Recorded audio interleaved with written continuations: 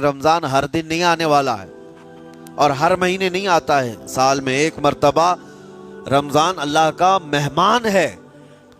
اس کے آنے سے پہلے اس کی آنے کی تیاریاں بھی کر لو، اپنے جسم کو ابھی سے اتنی عادت ڈالو، بلکہ جسم کو نہ صحیح لیکن دماغ کو اتنا بنا لو کہ مجھے یہ کرنا ہی ہے۔ میں آپ کو اس لیے بھی ایکٹیو کر رہا ہوں کہ اپنے آپ کو اتنا پابند کر لو کہ رمضان آنے والا ہے اور اس میں عبادتیں زیادہ ہوں گی۔ کیوں؟ 20 رکعت کھڑے ہونے میں تمہارے جسم میں سستی اور کاہلی نہیں آنی چاہیے۔ ہاں، ایک دن تراویح میں جوش میں آیا اور دوسرے دن افطاری کر کے صلی علی سیدنا محمد معدن الجود والکرم وآلہ واصحابہ الکرام وابنہ الکریم وبارک وسلم صلاۃ دائمۃ سرمدا ابدا۔ اللہ عز و جل قرآن پاک میں ارشاد فرماتا ہے، لوگوں کے حساب کا وقت قریب آ گیا لیکن لوگ غفلت میں ہیں۔ یہ 17ویں پارے کی شروع کی آیت ہے۔ اللہ تعالیٰ یوں فرماتا ہے، اقترب للناس حسابہم، لوگوں کے حساب کا وقت قریب آ چکا، وہم فی غفلت معرضون، اور وہ اترائے ہوئے غفلت میں پڑے ہوئے ہیں، منہ پھیرے ہوئے ہیں۔ لوگوں کو اس بات کا اندازہ ہی نہیں کہ حساب کا دن کتنا سخت ہونے والا ہے۔ میرے عزیزو، جب نبی پاک صلی اللہ تعالیٰ علیہ وسلم نے یہ ارشاد فرمایا کہ میں اور قیامت ایسے ہیں جیسے 2 انگلیاں قریب ہیں، 1400 سال پہلے رسول پاک صلی اللہ علیہ وسلم نے یہ فرمایا تھا کہ قیامت اتنی قریب ہے جتنا 2 انگلیاں قریب ہیں۔ اور اب کے زمانے میں تو قیامت کے سلسلے میں جو حضور پاک صلی اللہ تعالیٰ علیہ وسلم نے نشانیاں بتائی تھی وہ تقریباً پوری ہو گئیں، بڑی نشانیوں کو چھوڑ کر۔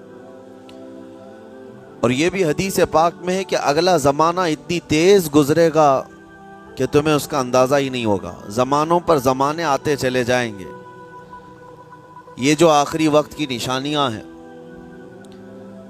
میں صرف مختصر سا ایک پیغام دوں گا۔ شعبان کا مہینہ ہے، یہ رسول پاک صلی اللہ تعالیٰ علیہ وسلم کا مہینہ ہے، اور رمضان کے بعد سب سے زیادہ حضور پاک صلی اللہ تعالیٰ علیہ وسلم کو روزے کی حالت میں کسی مہینے میں دیکھا گیا تو شعبان کا مہینہ فرمایا گیا۔ کبھی کبھار پورے شعبان کا مہینہ حضور صلی اللہ علیہ وسلم روزے سے رہتے اور یہ ارشاد فرماتے کہ یہ مہینہ ایسا ہے جس میں سارے لوگوں کے اعمال اللہ کے حضور جاتے ہیں، پیش کیے جاتے ہیں، اور میرے آقا فرماتے ہیں اس حال میں میرے اعمال پیش کیے جائیں اللہ کی بارگاہ میں کہ میں روزے کے عالم میں ہوں۔ جب میرے اعمال پیش کیے جائیں اللہ کی بارگاہ میں تو میں روزے کی حالت میں ہوں۔ تو یہ شعبان کا مہینہ جو اب رمضان المبارک کے قریب کر رہا ہے، لیکن بعض بزرگوں نے یہ بھی فرمایا شعبان میں موتیں بھی کثرت سے ہوتی ہیں۔ لوگوں کا یہاں پر حساب کتاب 15ویں شعبان کو جو اب شب برات آنے والی ہے لکھ دیا جاتا ہے، سال بھر میں کیا کیا ہونے والا ہے، کتنے لوگ جانے والے ہیں۔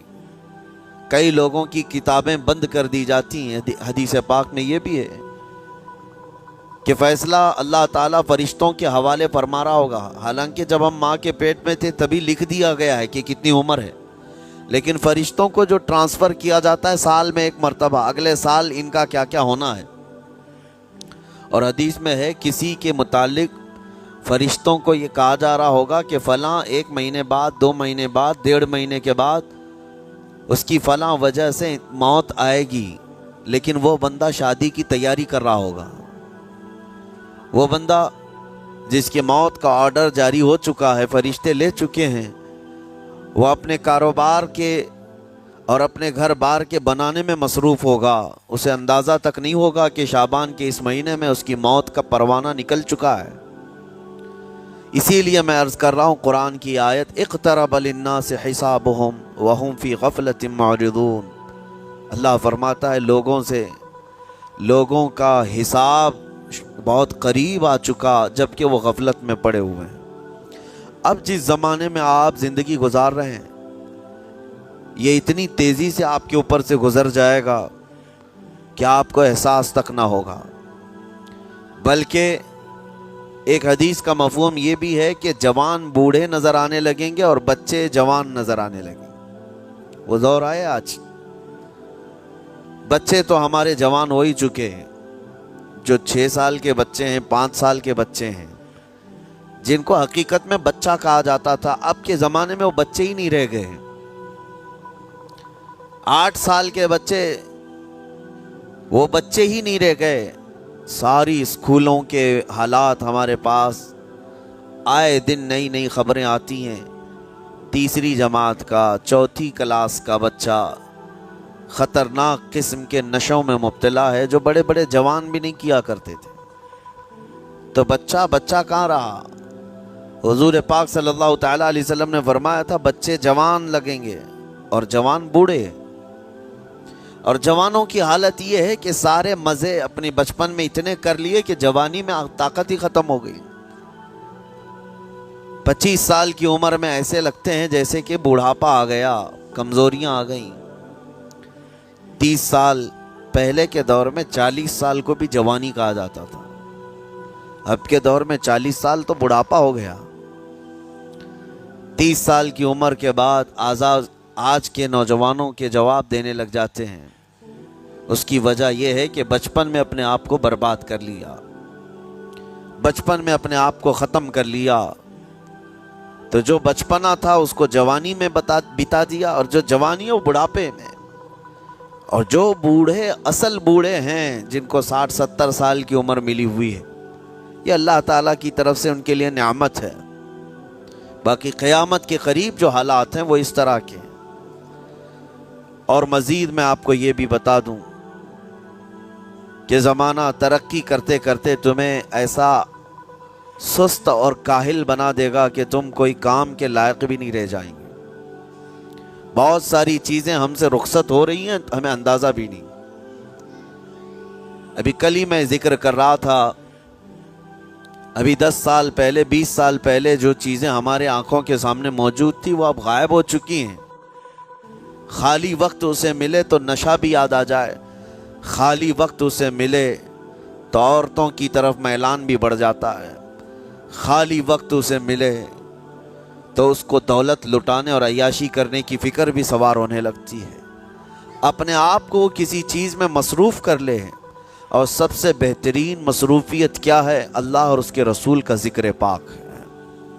یہ سب سے بہترین مصروفیت ہے کہ تم نے اپنے آپ کو اس میں مصروف کر رکھا تو اللہ تعالیٰ دنیا کی تمام مصروفیتوں سے تمہیں آزاد کر دے گا، برائیوں سے آزاد کر دے گا۔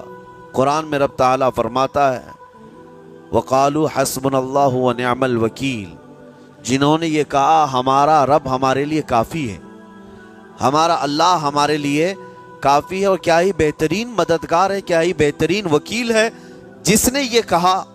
اللہ فرماتا ہے، اس کے فوراً بعد آیت آئی ہے فَانْقَلَبُوا بِنِعْمَةٍ مِّنَ اللَّهِ وَفَضْلٍ لَمْ يَمْسَسْهُمْ سُوءٌ، اللہ ان لوگوں کو اپنی خاص نعمتوں میں لے جائے گا، ایسی جگہ جہاں کوئی برائی انہیں چھو بھی نہ سکے گی۔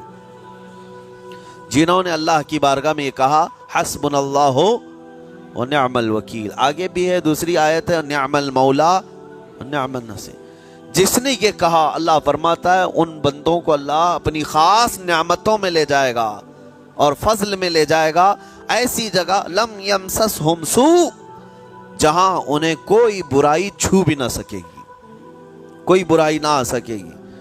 اسی لیے کثرت سے اپنے آپ کو مصروف رکھو۔ یہ جو محافل ہماری ہو رہی ہیں اللہ کرے کہ ہمیشہ قائم رہے۔ ہم ہفتے میں 1 مرتبہ ذکر کی مجلس میں آتے ہیں اپنے دل کو اللہ تعالیٰ کی یاد سے معمور کرنے کے لیے۔ ویسے کھانا تو دن میں 3 مرتبہ اور کوئی تو 5 مرتبہ کھاتے ہیں۔ اپنے جسم کا بھرپور خیال رکھا جاتا ہے، ہماری روح کے خیال کے لیے ان مجلسوں میں آنا ضروری ہے۔ یہ مجلسوں کی پابندیاں، اور اگر آپ اس کو ہی یہ سمجھ کر نہ چلیں کہ ہم نے ایک بار ہفتے میں ذکر کر لیا تو اب کافی ہے، ہماری گاڑی بھی جو ہے پیٹرول بار بار مانگتی ہے، اس کو جس طرح سے چلاتے ہیں اس طرح سے اس کی خواہش بھی ہے۔ روزانہ گاڑی کو اگر کہیں کھڑی کر رکھیں تو زیادہ پیٹرول نہیں لگے گا، لیکن چلتی رہے تو بار بار پیٹرول کی ضرورت ہے۔ ہم میں سے ابھی کوئی ایسا نہیں ہے جو بستر پر پڑا ہوا ہے، ہر کوئی چل رہا ہے، پھر رہا ہے، دنیا میں مصروف ہے۔ تم اپنے کھانے پانے بھی کر رہے ہو، لوگوں سے ملاقات بھی کر رہے ہو، اس کا مطلب ہے تمہاری گاڑی چل رہی ہے اور اس کو پیٹرول بار بار چاہیے، اور یہی جو ایندھن ہے، یہ پیٹرول ہے، اس کا کام یہ اللہ تعالیٰ کا ذکر کرتا ہے۔ تمہارے جسم کو بیلنس رکھنے کے لیے، تمہاری فکروں کو بیلنس رکھنے کے لیے، تمہارے دماغ کو صحیح سلامت ایک نہج پر رکھنے کے لیے یہ ذکر کی محافل قوت دیتی ہیں۔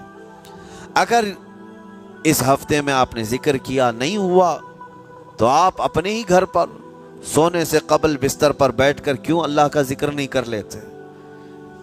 5 منٹ 10 منٹ اس مولا کو پکار کر کے سونے میں کیا حرج ہے؟ لوگ موبائل دیکھتے، گانے سنتے، فلمیں دیکھتے ہوئے سو جاتے ہیں، لیکن اللہ رب العزت کو یاد کر کے سونے والا، میرے عزیزو، قرآن میں مولا فرماتا ہے فَاذْكُرُونِي أَذْكُرْكُمْ، اس کا وعدہ ہے تم مجھے یاد کرو میں تمہیں یاد کروں گا۔ اور اس کی تفسیر میں اللہ تعالیٰ کے اس قول میں، اس فرمان کی تفسیر میں بزرگوں نے فرمایا اللہ کیسے یاد کرتا ہے بندے کو؟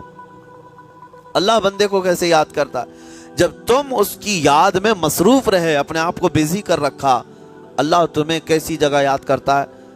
فرماتے ہیں مفسرین کہ بندہ تو لوگوں میں اللہ کو یاد کیا، اور اللہ بندے کو فرشتوں میں یاد کرتا ہے۔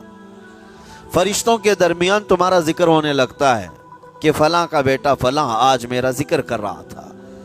آج محفل ذکر سے جتنے نکلیں گے، اللہ کریم ہمارا ذکر فرشتوں میں ضرور فرمائے گا، فرشتوں میں ضرور ذکر ہوگا کہ فلاں بندہ آج ذکر میں مشغول تھا۔ اور پھر یہ بھی فرمایا بزرگوں نے، مفسرین نے، کہ اللہ تعالیٰ وہاں یاد کرتا ہے جہاں فرشتے ہوں، فرشتوں کی محفل میں تمہارا ذکر۔ اور اس کے علاوہ یہ بھی فرمایا گیا کہ تم دنیا میں زندگی میں اسے یاد کرتے تھے، اور وہ تمہیں مرنے کے بعد قبر میں یاد کرے گا۔ جب دنیا تمہیں چھوڑ دیتی ہے تب اللہ تعالیٰ تمہیں یاد فرماتا ہے۔ فَاذْكُرُونِي أَذْكُرْكُمْ کا مطلب یہ ہے وہ تمہیں یاد فرمائے گا، لیکن اس کے لیے کثرت سے تم اللہ کو یاد کرو، اللہ کو یاد کرو۔ تو بہرحال میرے عزیزو، قیامت کی نشانیاں جو ہم نے آج مختصر آپ کے سامنے رکھی، وہ بہت تیزی سے تمہارے سروں پر آ رہی ہیں، اور تمہارے ہاتھوں سے بہت سارے کام اب چھن جائیں گے۔ ابھی آپ ترقیات میں خوشی سے بات کرتے ہوئے بیٹھتے ہیں نا، ڈسکس کرتے رہتے ہیں کہ سنا ہے ایسی کار آ رہی ہے کہ وہ اب بغیر ڈرائیور کے چلے گی، روبوٹ سے چلے گی۔ اس کو تو ہم خوشیوں میں ڈسکس کرتے ہیں کہ اچھا ایسا ہونے والا ہے۔ پہلے ایسا تھا کہ موبائل آپ بٹن کے دباتے تھے، کسی نے اگر خبر کر دیا کہ نہیں بعد میں صرف ٹچ کرنے سے آتا ہے تو آپ کہتے اچھا ایسا بھی آنے والا ہے۔ لیکن آپ کوئی کہے تو آپ کو کوئی تعجب نہیں، ٹچ اسکرین، کوئی تعجب کی بات نہیں، بنا ڈرائیور کے گاڑیاں آ جائیں گی۔ اس طرح ہوتے ہوتے نظام زندگی اس قدر بدل جائے گا، اس قدر بدل جائے گا۔ آج میری یہ بات نوٹ کر کے رکھ لیں، زندگی باقی رہی تو 10 سال بعد انشاءاللہ ہم ملاقات کریں گے، اگر اللہ نے زندگی باقی رکھی، اور اس کے بعد پھر ہماری یہ باتیں میچ کر کے دیکھیں کہ کیا کیا ہوا ہے اور کیا کیا دنیا بدل چکی۔ اسی لیے میں کوئی بھوشمانی نہیں کر رہا ہوں، اور نہ ہی کوئی جوتش بابا ہوں طوطا لے کر جو بیٹھتا ہے، یا تمہارے ہاتھوں کی لکیریں دیکھ کر کے کوئی فیوچر بولنے والا نہیں۔ مصطفیٰ کریم صلی اللہ تعالیٰ علیہ وسلم کی احادیث سے جو قیامت کے قریب ہونے والے، رونما ہونے والے واقعات ہیں، میں ترجمانی کر رہا ہوں حضور کی حدیثوں کی، اس لیے کہ ہمیں پتہ ہے دنیا کے سارے سائنسدان جھوٹ بول سکتے ہیں، مدینے والے کی بات جھوٹ نہیں۔ میرے آقا صلی اللہ تعالیٰ علیہ وسلم کا فرمان جھوٹا نہیں ہو سکتا۔ اس لیے اگلا دور جو آ رہا ہے وہ بڑا سخت ترین ہے۔ اب آپ دیکھیں، محنت سے عاجز، ہر چیز سے محنت سے تمہیں نکال لینا ہے۔ میں نے تو لکھنے پڑھنے کی ایک مثال دی کہ تمہارے ہاتھوں سے قلم چلا جائے گا، تمہارے پاس سے کتابیں جو پرنٹ ہوتی تھی یہ بھی چلی جائیں گی، بس تم موبائل میں ऑडियो किताबें सुनते रहो, और दौर तो ऐसा होगा कि कुछ लिखना भी है, वो भी अभी आ ही चुका है। वॉइस कमांड जो होता है उसको बोलो, वो लिख करके दे देगा। तुम उसमें मोबाइल में जो बोलोगे वो टाइप भी हो जाएगा। तो जब आपके बोलने से सब लिख भी जाता है तो कलम उठाने की जरूरत क्या है? कलम छूट गया तुम्हारे हाथ से, ये सब चीजें छूट जाएंगी आगे। अब दौर के मुतालिक पेशेन गोइयां बाज साइंसदानों ने ये भी की हैं कि बच्चे पैदा करने के लिए शादी होना भी जरूरी नहीं। ये दुनिया का प्लान है, ये मैं फितरत खुदावंदी को नहीं बता रहा, अल्लाह के कानून के खिलाफ है, लेकिन दुनिया ये भी चाहती है कि शादी की भी जरूरत नहीं, बच्चे हम लैब में पैदा करेंगे। लेबोरेटरी के अंदर माँ की जैसे रहमदानी होती है, बच्चा दानी, आर्टिफिशियल उसको तैयार करके उसके अंदर किसी मर्द के नुत्फे को रख कर उसको वहीं परवान दिया जाएगा। न किसी ये शादी की ज़रूरत है, न कोई अक़द, न कोई एग्रीमेंट, कुछ नहीं। जिसको बच्चा चाहिए वो लैब से ख़रीद ले। हर तरह की चीज़ों से तुम्हें आरी कर दिया जाए। अभी तो बहुत सारे लोग सवाल भी करते हैं हमसे टेस्ट ट्यूब बेबी के मुतालिक। जिसको बच्चे नहीं हो रहे हैं, क्या वो इस तरह से टेस्ट ट्यूब बेबी से, जो आज एक तरीक़ेकार है, बच्चे पैदा कर सकते हैं या नहीं?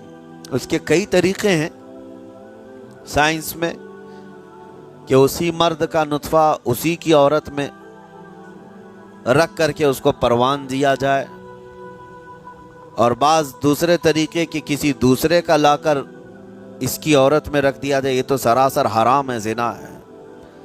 लेकिन अइम्मा इकराम, फ़ुक़हा इकराम ने हलाल रिश्ते के अंदर ही मर्द और औरत जो शादीशुदा हैं उनको भी इस तरीके से बच्चा हासिल करने की इजाज़त नहीं थी, वो नाजायज़ है, नाजायज़ है। बच्चे देना ये अल्लाह की शान है। हज़रत अबू हुरैरा रज़ियल्लाहु तआला अन्हु हुज़ूर सल्लल्लाहु अलैहि वसल्लम की बारगाह में हाजिर हुए, अर्ज़ करते हैं अरब वाले लोग अज़ल करते हैं या रसूल अल्लाह, यानी बच्चे ना होना नहीं चाहिए किसी को, तो प्रिकॉशन लेते थे वो लोग। उसका तरीक़ाकार उनका अलग था अरबों का, वो इंजाल नहीं करते, उससे पहले जुदा होते। हज़रत अबू हुरैरा रज़ियल्लाहु तआला अन्हु ने हुज़ूर की बारगाह में पूछा कि ऐसा क्या करना कैसा है? नबी पाक सल्लल्लाहु तआला अलैहि वसल्लम ने इरशाद फरमाया, अगर रब तबारक व तआला चाहे तो भी बच्चे अता करेगा। कोई अज़ल कर ले, अलग हो जाए, अगर मौला को देना हो तो इस हाल में भी अल्लाह ताला बच्चे अता करेगा। जो मौला बगैर बाप के ईसा पैदा फरमाता हो। तो बहरहाल मैं बात अलग न चली जाए, इसलिए अर्ज़ कर रहा हूँ कि अगले दौर में सारे काम काज तुम्हारे हाथों से निकल जाएंगे, आरी कर दिया जाएगा और तुम्हें सुस्त और काहिल बना दिया जाएगा। और जब बंदे के पास कोई काम ही बाकी ना रहे तो उसका दिमाग शैतानी बन जाएगा और शैतान उसको हाँकता रहेगा सुबह से शाम तक, शाम से सुबह तक। और मैं आपको बता दूं, दुनिया ये चाहती है कि रात को दिन बना दे, यानी कोई रात का तस्वुर ही ना रहे, ना अंधेरा है ना ही कोई इस तरह की तारीकी, बल्कि पूरा टोटल 24 आवर्स ऐसा ही उजाला दिखना चाहिए। तुम्हारी नींदें ख़त्म हो, किसी के लिए भी अंधेरा हो गया चलो सोएं, ये अल्लाह के जितने निज़ाम हैं उससे ये दुनिया छेड़छाड़ करने की कोशिश कर रही है। ये जो खुफिया ताकतें हैं दुनिया को जो चला रही हैं, वो फ्री मैसन हो और सीक्रेट तंजीमें जो आज दुनिया में काम कर रही हैं, वो कानून खुदाबंदी से छेड़छाड़ करना उनकी फितरत है, आदत है। हर चीज़ जो अल्लाह ताला की बनाई हुई, पहाड़ों को अपनी जगह से हटा देना। अरब में आज पता है आपको, सऊदी में सबसे ज़्यादा पहाड़ काटे जा रहे हैं। पहाड़ इतने काटते हैं वो लोग, पूरे के पूरे पहाड़ों को उन्होंने ज़मीन से अलग कर दिया और वहाँ पहाड़ का वजूद ही नहीं। मक्का में जाकर आप देख लें, मदीने में जाकर देख लें, 4 سال 5 سال کنٹینیو کئی مشینیں لگا کر کے پورے پہاڑ کو صاف کر دی، پتھر کے پہاڑ۔ اصل میں یہ نظام قدرت ہے، پہاڑ یوں ہی نہیں بنائے اللہ نے زمین پر۔ والجبال اوتادا، یہ میخ بنا کر کے اس میں گاڑ دیے گئے تاکہ زمین ہلنے نہ پائے، زمین پانی پر ہے، اور جب پہاڑوں سے چھیڑ چھاڑ کیا جائے گا زمینوں میں زلزلے آئیں گے، ادھر سے ادھر زمین ہل جائے گی۔ اور تو اور انہوں نے اپنی ٹیکنالوجی کو بڑھاتے بڑھاتے قانون خداوندی میں چھیڑ چھاڑ کے لیے کیا نہیں کیا، انہوں نے جعلی اور آرٹیفیشل ارتھ کویک لانے کی کوششیں کی، مصنوعی زلزلے، مصنوعی بارش ہوتی نہیں، لیکن پورے کلاؤڈ کو جمع کر کے، بادلوں کو جمع کر کے ایک جگہ، اور پھر اس کو کیمیکل کے ذریعے سے پانی برسا دیا جائے۔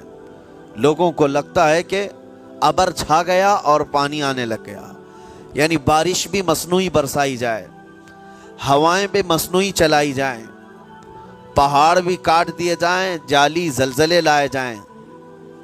سونامی کو بھی لانے کی ترکیبیں ان لوگوں نے سوچی کہ زیر زمین جو لاوا ہوتا ہے اس کے اندر دھماکہ کر دیا جائے تاکہ پانی کی موجیں بے قابو ہو کر بہت زیادہ لہریں اٹھ جائیں اور دنیا میں تباہی مچائیں۔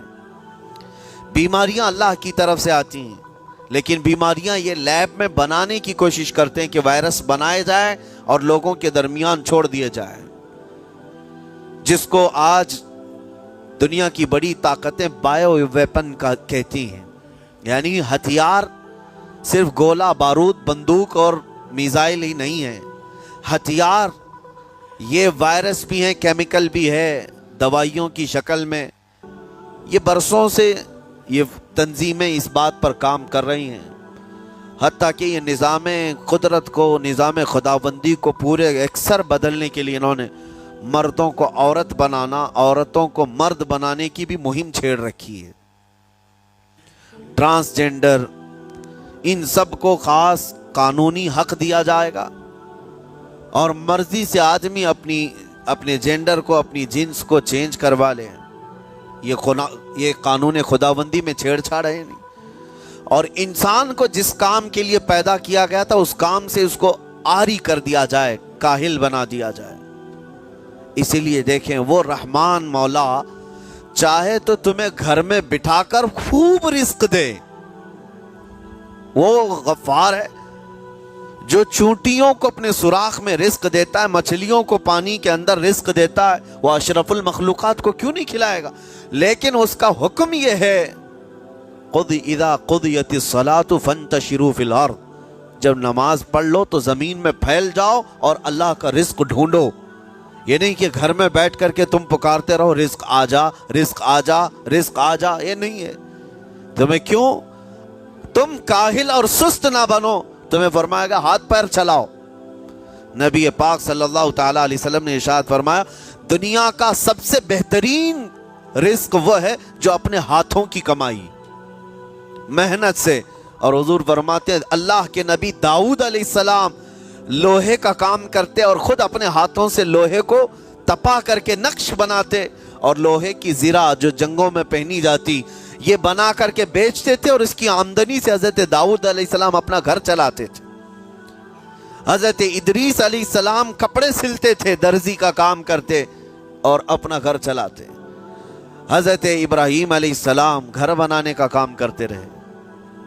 اسی لیے نبی پاک صلی اللہ تعالیٰ علیہ وسلم نے فرمایا اللہ کے سارے نبی اپنے ہاتھوں کی کمائی کھایا کرتے تھے، کوئی گھر بیٹھ کر کے نہیں۔ جو لوگوں کو آج یہ شوق ہے کہ بس کسی کو جائیداد میں کچھ پراپرٹی ملی تو کرائے پر چڑھا دو اور کرایہ کھاتے رہو، کیوں محنت کرنا ہے؟ کوئی کام کیوں کرنا ہے؟ میں یہ نہیں کہتا کہ کرایہ مت کھاؤ کرایہ، لیکن اپنے جسم کو ایسا کاہل اور سست بناؤ گے تو یہ شیطان کی آماجگاہ بن جائے گا دماغ، اور اتنے گناہ کرنے لگ جاؤ گے کہ تمہارے کنٹرول میں نہیں رہے گا۔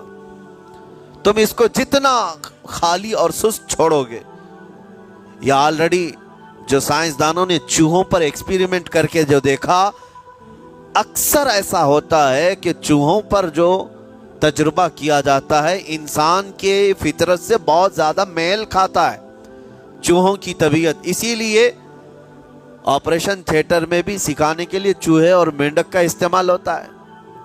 دوائیاں بھی جو سب سے پہلے بنتی ہیں وہ چوہوں کو کھلا کر دیکھی جاتی ہیں.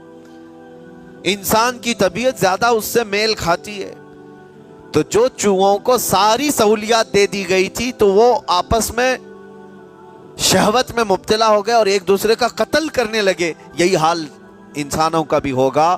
جب ان کو ساری سہولیات ایک جگہ مل جائیں گی تو یہ ایک دوسرے کا قتل شروع کر دیں گے.